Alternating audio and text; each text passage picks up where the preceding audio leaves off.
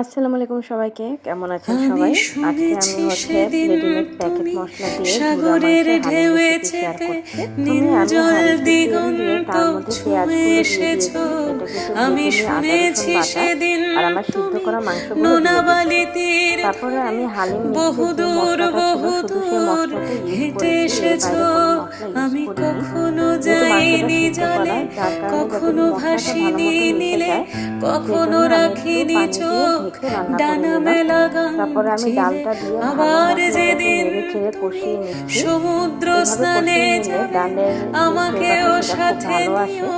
তারপরে নেবে আমি তো প্যাকেট মশলা আমায়, দিয়ে ভালো মতো বলো এটাকে কষিয়ে নেবে নেব। তো আমায়। তারপরে পর্যাপ্ত পরিমাণ পানি দিয়ে দিব এটা সিদ্ধ হওয়ার আমি জন্য। আমি শুনেছি এখানে আরো 500 ml সেদিন এর মতো পানি নাকি ইউজ করেছি। তুমি তুমি তারপরে এই তো তুমি অল্প মিলে আঁচে ঢেকে রান্না করে তোমরা নেব। সদল যত অল্প বলে আঁচে ঢেকে সভা রান্না করব রান্না তত করেছিলে। ভালো হবে।